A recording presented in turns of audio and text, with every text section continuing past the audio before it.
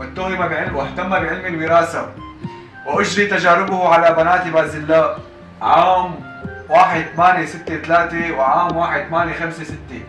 3 ستات 524 7. وقد كانت مقولته الشهيرة: في مجال شد أحبالي يا غزال.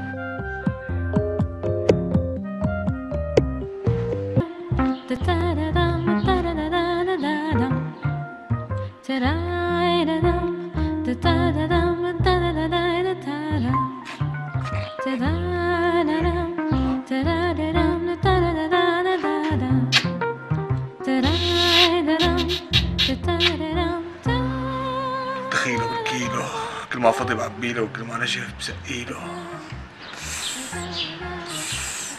وكانت مقولته الشهيرة: في مجال شد أحبالي يا غزال. حافظ درس التكاثر؟ طالعك عند الوحيد. غسان، لمين هي القصيدة اللي عم تقولها لابن المقفى؟ ماما بوس ايدك لا تقولي يا على عيونك ان شاء الله 100,000 مرة صرت قايت لك لا تنادي لي ماما، نادي لي خالي، معقول جو حيكون أكبر من أمه؟ خلص خالي، لا الله يخليك لا تقولي لي، الله يخليك. لا تخاف حبيبي، ما حقول له اصلا هو مو سائل، يا بتلاقيه عم يناقش موضوع الساقية، يا اما عم يشتر السياسة، يا بيكون ناطر الميكرو تبع الحزب ليجي ياخده. طب أهلا معك مصاري مشان المعهد تبعي؟ لا ما معي مصاري تبع المعهد تبعك، روح لعند ابوك قل له يدبر لك مصاري المعهد ومصروفك واللي بدك اياه، مني لا تطلب. سامع؟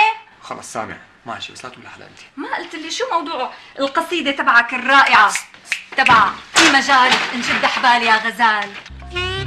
يا ما شاء الله، اللهم صل على النبي. يخزي العين، وانا عم اقول لحالي شو هالشموخ اللي عند شباب الحاره، كل ما بمرق بلاقي راسهم مرفوع لفوق لفوق. يا على عيونكم ان شاء الله، فوقوا لا